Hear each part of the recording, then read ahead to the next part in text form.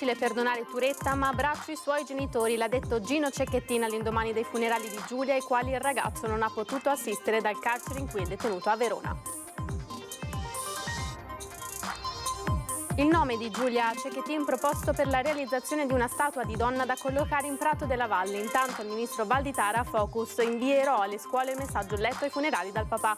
Insulti vergognosi rivolti ad un'arbitra 17enne durante una partita di basket under 17. Farai la fine di quella di Vigonovo, le ha urlato un tifoso. Chiaro riferimento alla vicenda di Giulia. Rapina in farmacia a Vicenza, minaccia con una siringa e ruba l'incasso, ma viene arrestato da una pattuglia della polizia locale dopo una colluttazione nella quale i due agenti hanno riportato lesioni.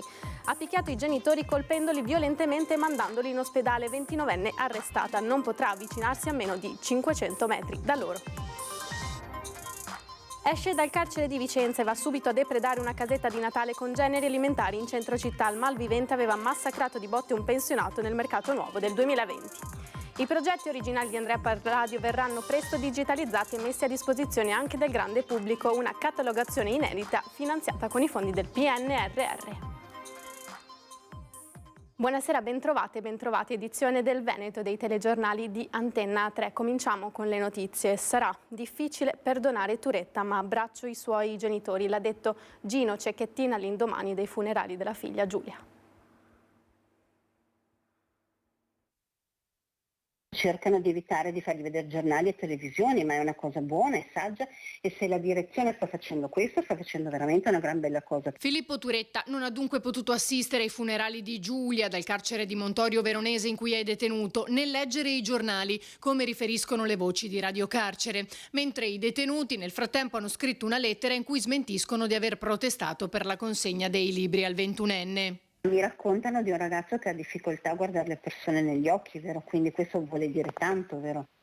Perché si sente talmente in colpa, talmente si vergogna di quello che ha fatto che non riesce nemmeno ad alzare lo sguardo. Ora che si è fermato, perché il carcere ti ferma, perché finché scappi pensi alla fuga, pensi oddio cosa faccio, devo che, ma quando sei fermo e hai tanto tempo, devi fare anche i conti con la tua coscienza. Io credo che il problema di Filippo ora sia quello, e chi c'è dentro con lui se ne sta rendendo conto. Dobbiamo chiederci come mai tutte queste baby gang e come mai tutti questi ragazzi di 18-20 anni in carcere. C'è sicuramente qualcosa che non funziona, ma non funziona fuori, non è il dopo il problema è il prima. Intanto, all'indomani del funerale nella Basilica di Santa Giustina a Padova, il papà di Giulia, che è tornato al lavoro, parlando di colui che gli ha strappato per sempre la sua Giulia, ha detto: non so se riuscirò a perdonarlo, sarà difficile. Neanche Gesù ha perdonato i suoi carnefici, ha chiesto a Dio di farlo. Sui suoi genitori, invece, sempre più provati, come ha riferito il sindaco di Torreglia, Gino Cecchettin ha detto: do loro un grande abbraccio, perché forse io ritornerò a fare un sorriso, loro faranno più fatica, quindi hanno tutta la mia comprensione e il mio sostegno, ha concluso. Forse anche per questo non hanno avuto la forza di presenziare al funerale di Giulia. Padova, Prato della Valle, il giorno dopo i funerali di Giulia Cecchettin, il suo nome proposto per una statua a Padova. Io credo che una statua o in Prato della Valle, o forse meglio in centro storico, dedicata a Giulia, possa essere un modo con cui la città onora il suo impegno di iniziare con una statuaria di genere. Nel giorno in cui Prato della Valle e la Basilica di Santa Giustina accoglievano oltre 10.000 persone per l'addio a Giulia Cecchettin, il nome della giovane uccisa dall'ex fidanzato è stato proposto per la realizzazione di una statua di donna da collocare proprio in Prato della Valle, o meglio ancora in centro storico a Padova. La proposta è stata fatta dall'assessore Andrea Colasi durante la Commissione Cultura e Pari Opportunità. È evidente che quello che è accaduto in questi ultimi giorni ha provocato una sorta di mobilitazione collettiva, di crescita di sensibilità e di consapevolezza. Io credo che si possa parlare di una generazione Giulia, specie per i giovani ragazzi. Ebbene, parlare di statue e pensare a Giulia è facile immaginare che un qualcosa, un'opera d'arte che possa evocare, ricordare questo processo di mutamento, perché quello che sta accadendo è un fatto positivo. Vi è la presa di consapevolezza da parte di molti uomini, di moltissime donne, che il femminicidio è drammatico ed è un fattore culturale che va affrontato in modo organizzato e debito. Il femminicidio di Giulia ha scosso le coscienze, soprattutto quelle dei più giovani, e il suo sacrificio deve essere il motto del cambiamento culturale, come evocato dalle parole del discorso profondo e carico di significato pronunciato dal papà della 22enne dal pulpito. Padova, non a caso, ha spiegato l'assessore Colasio, è tra le prime città nei secoli a condannare i femminicidi, come ricorda la storia dell'assassinio nel 600 di Lucrezia Dondi dell'orologio da parte di un uomo che lei aveva respinto. La stuprò e la uccise. Le similitudini sono enormi perché era stato rifiutato. Lui si chiamava Attilio Pavanello, lei era Lucrezia Dondi dell'orologio. Quello che è incredibile, il fatto avviene nel 1654 e come per Giulia si creò in città e a livello di Repubblica Serenissima un vero e proprio dibattito sulla questione che si tradusse poi in testi letterari, in poesie. In quel momento il comune di Padova e la Serenissima decisero che questo episodio andava fissato, cristallizzato dentro lo spazio pubblico più importante della città, il Palazzo della Ragione. Nel lato ovest, accanto al monumento a Tito Livio, c'è il monumento a Lucrezia Dondi dell'orologio che ricorda appunto la violenza da lei subita. Capite? C'è un nesso storico simbolico incredibile tra il 1600 e l'oggi. La realizzazione di una statua di donna a Padova è una volontà che da mesi la città sta discutendo su dove e a chi dedicarla. Ora la scelta di dedicarla a Giulia potrebbe unire tutti. La decisione popolare sarà l'atto finale.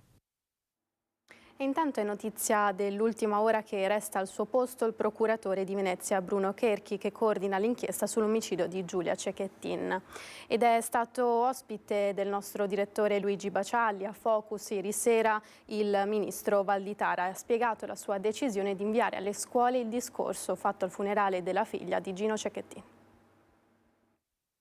Lo invierò a tutti i docenti perché nel rispetto della loro autonomia ovviamente lo possano far conoscere ai nostri ragazzi. I nostri ragazzi hanno bisogno di messaggi così alti.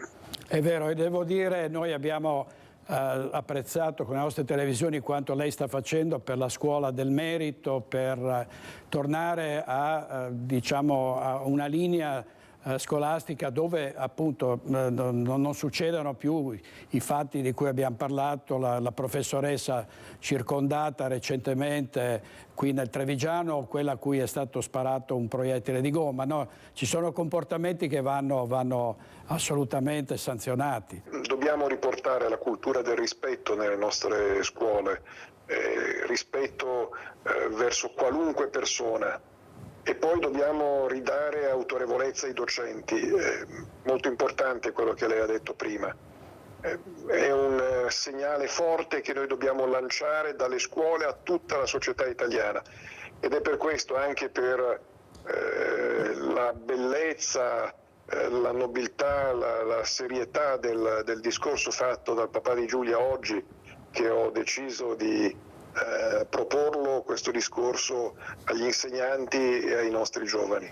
Ecco, Ministro, perché un fatto credo davvero importante che non abbia dato nessun cenno per quanto riguarda rabbia, rancore, cioè non è stato un discorso aggressivo, è stato un discorso civile di un valore morale altissimo, no?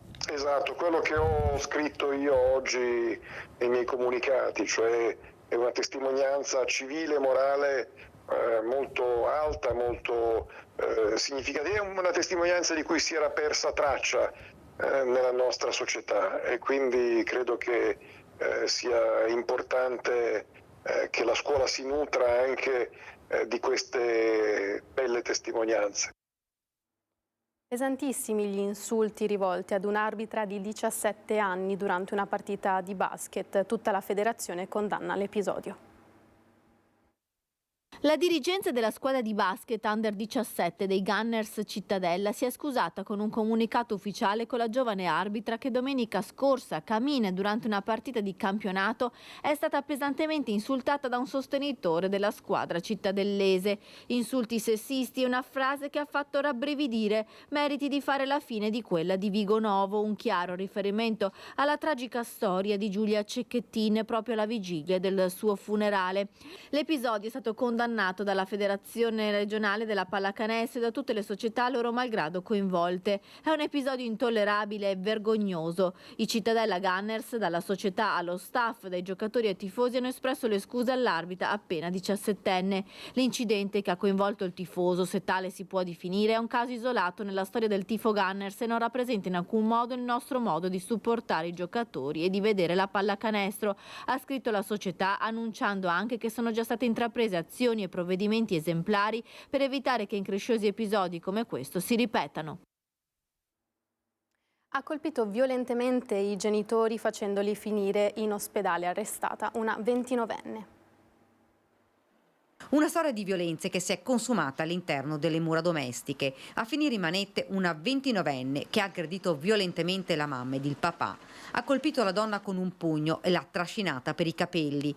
Poi si è accanita verso il padre che stava cercando di aiutare la moglie con calci e pugni fino a rompergli il cellulare in testa. A dare l'allarme i vicini di casa che hanno sentito le urla provenire dall'appartamento accanto. Sul posto 2 volanti della polizia. L'arresto è stato convalidato nel corso del processo per direttissima. Non solo, ma la donna non potrà avvicinarsi ai genitori a meno di 500 metri. Non era la prima volta. I maltrattamenti andavano avanti dalla scorsa primavera.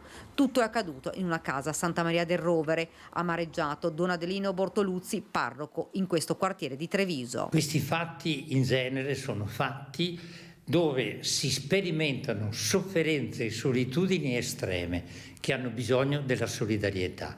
Mi dispiace di non averla data a questa famiglia, ma mi dispiace anche di essere dentro una comunità dove in genere ognuno pensa ai fatti suoi, e quando si sentono queste sofferenze le persone dicono: beh, sono fatti loro, non sono fatti che interessano a me.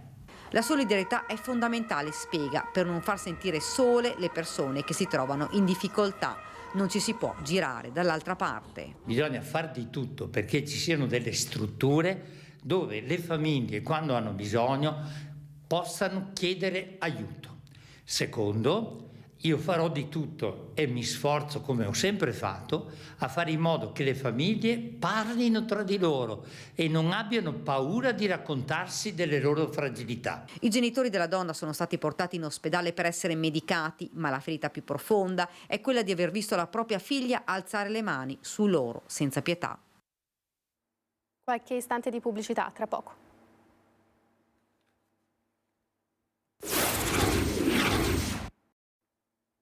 Rieccoci in studio, edizione del Veneto dei telegiornali di Antenna 3. Continuiamo con le notizie.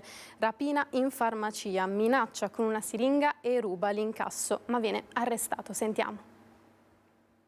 Pochi secondi di paura, questi gli attimi concitati in cui ieri pomeriggio un uomo è entrato nella farmacia Carlassare di Corso Santi Felice Fortunato con il volto coperto da una mascherina, ha afferrato una cliente minacciandola con una siringa per ottenere l'incasso dalla commessa che ha chiamato aiuto mentre l'uomo si è avventato sull'incasso. Abbiamo subito una rapina, io purtroppo non c'ero, ieri pomeriggio c'erano 2 colleghi e praticamente è entrata questa persona con la mascherina e si è diretta praticamente dietro al banco. La collega è stata tempestiva, stava servendo una signora ed è uscita dalla farmacia e lì c'è stato un rapido intervento delle forze dell'ordine che sono state bravissimi, perché infatti l'hanno preso anche subito. Sono stati veramente molto bravi e noi come cittadini ci sentiamo anche molto tutelati su questa cosa e siamo molto provati, però fortunatamente è andato bene, ecco, tutto qua. L'uomo ha tentato di scappare con i 600 euro, ma gli uomini della polizia locale in servizio nel quartiere sono riusciti ad inseguirlo, prima in auto e poi a piedi, e bloccarlo, immobilizzandolo in piazza Castello, sequestrandogli siringa e soldi. Nel corso della colluttazione i 2 agenti hanno riportato lesioni guaribili in 5 e 10 giorni. Il 41enne è stato arrestato per rapina, possesso di armi e lesioni. Voglio ringraziare la Polizia Locale di Vicenza che ha immediatamente fermato chi aveva portato avanti la rapina, è anche la dimostrazione di quanto importante sia avere la polizia locale nei quartieri, quindi ci conferma l'idea degli agenti nei quartieri, quella che abbiamo messo in campo dal 1° di novembre, che vogliamo potenziare nei prossimi mesi, lo faremo ancora di più a partire dal prossimo anno. L'idea è proprio che la polizia locale sia nei quartieri in mezzo alle persone. È stata un'azione grave e per questo è importante che ci sia stata subito la possibilità di assicurare alla giustizia il rapinatore, per il fatto appunto che la polizia locale era presente nelle vicinanze e ha potuto intervenire subito. E restiamo a Vicenza, esce dal carcere e va subito a depredare una casetta di Natale. Tutta la merce a terra che ha buttato, e ha bevuto il vino, si è mangiato un dolcetto e il resto che mi ha buttato a terra, che ho buttato tutto purtroppo, e ha rovinato il telo a quelli della fiera. Che reazione hai? Amareggiata, arrabbiata? Sì, che sono arrabbiata. Stanotte che ci siamo alzati per venire qua, poi stamattina presto per venire a mettere tutto in ordine. L'amarezza dei titolari di questa casetta di Natale da poco collocata in Corso Palladio dopo il saccheggio compiuto stanotte da un criminale appena scarcerato dalla casa circondariale della città. L'uomo, un italiano di 28 anni, con in tasca l'obbligo di soggiorno a Verona, aveva pensato bene di ignorare il provvedimento e di vezzeggiare la libertà riacquisita introducendosi in questa casetta colma di specialità gastronomiche. Con un coltello aveva tagliato i teli d'accesso e si era impossessato di bottiglie di vino, salumi e formaggi, riempiendo 2 borsoni colmi del valore di 200 euro. Tutto materiale che è stato restituito ai legittimi proprietari convocati sul posto poco dopo mezzanotte dagli agenti della questura. Uno dei vigilantes adibiti alla sicurezza e al controllo delle casette, infatti, aveva bloccato l'ex Galeotto in attesa della polizia. L'uomo era finito in carcere nel 2020 per aver aggredito violentemente a calci e pugni un pensionato nel parcheggio del Mercato Nuovo. Un'aggressione violentissima, immotivata, ripresa fortunosamente da un residente che aveva colpito per l'efferatezza delle percosse. Visto i precedenti, il 28enne era stato riportato in cella in attesa dell'esito del rito indirettissima dell'autorità giudiziaria. Il danno alla casetta ammonta a circa 150 euro. Dispiace per tutti perché siamo qui per lavorare, veniamo da giù fino a qua, è una cosa che non è mai capitata e purtroppo è capitata, non possiamo farci niente, speriamo che non succeda più. Fine vita. Quelle del governatore del Veneto Zaia sull'eutanasia sta assumendo sempre di più i tratti di una battaglia radicale, un capriccio ideologico per fornire a tutti i costi la morte di Stato, nonostante la storia delle forze politiche di centrodestra dica tutt'altro e nonostante il parere negativo dell'Avvocatura Generale dello Stato che ha sollevato dubbi di costituzionalità. Ci appelliamo alla maggioranza in Regione affinché la proposta venga bocciata senza indugi, così Tony Brandi, presidente di Provita e Famiglia Onlus. Ora l'arte e i progetti originali di Andrea Palladio verranno presto digitalizzati e messi a disposizione anche del grande pubblico, una catalogazione finanziata grazie ai fondi del PNRR.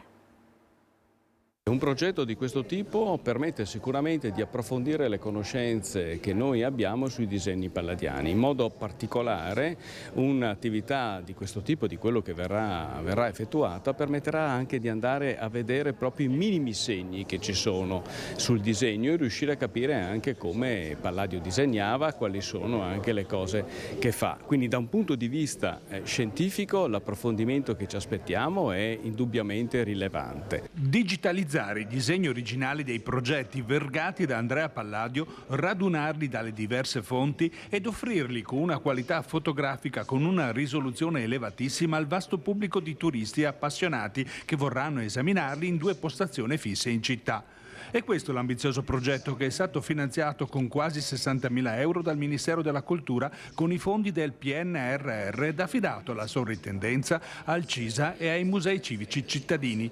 Un progetto approvato che offrirà una serie di vantaggi: documentare e preservare tutti i disegni architettonici, offrendo a contempo ai ricercatori nuove opportunità di lettura dei documenti, con la possibilità di risalire agli intenti e ai ripensamenti dello sviluppo delle singole opere tracciate dal grande architetto a secco, con uno stilo d'avorio. Il materiale, una volta digitalizzato, non sarà però solo a disposizione degli addetti ai lavori. La novità sarà quella appunto di predisporre 2 schermi touchscreen screen, uno al Palladium Museum e uno al Museo di Palazzo Chiericati, che potranno essere utilizzati dai visitatori, dai vicentini. Queste postazioni daranno accesso a tutti i disegni, cosa che non è mai possibile in nessuna mostra, sono mai stati esposti simultaneamente.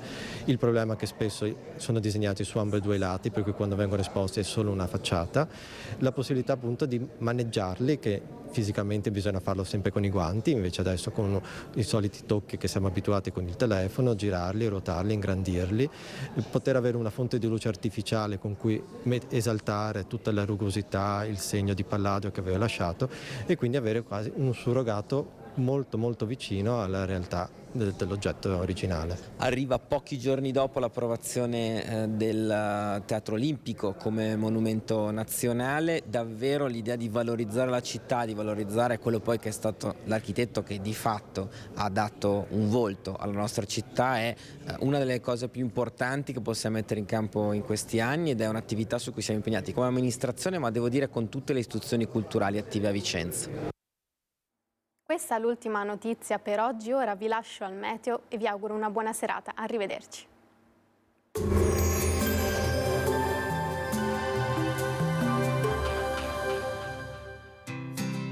L'Unic Star, le uniche pagliette antibatteriche in commercio, prodotte anche per i marchi più importanti, sia nazionali che internazionali. Bentrovati al meteo. Una temporanea rimonta dell'anticiclone favorirà tempo più stabile nella giornata di giovedì 7 dicembre. Vediamo insieme il dettaglio. Sul Veneto precipitazioni assenti, avremo un ampio soleggiamento con cielo sereno o al massimo poco nuvoloso. Foschie o nebbie in pianura, specie nelle ore più fredde, localmente persistenti anche durante il giorno. Le temperature saranno in lieve diminuzione, minime tra -3 e 1 grado, massime tra 5 e 7 gradi. Spostiamoci ora sul Friuli Venezia Giulia. Anche in questo caso tanto sole, cielo in prevalenza sereno con probabilità di gelate notturne anche in pianura oltre che sulla zona montana. Temperature minime tra lo 0 e i 5 gradi, massime sugli 8-11 gradi. Infine diamo uno sguardo alla situazione del Trentino Alto Adige, dove un campo di alta pressione anche in questo caso garantirà un tempo piuttosto soleggiato. Temperature minime tra lo 0 e i -3 gradi, massime sui 5-6 all'incirca. Dal meteo di Antenna 3 per ora è tutto, grazie per l'attenzione, arrivederci.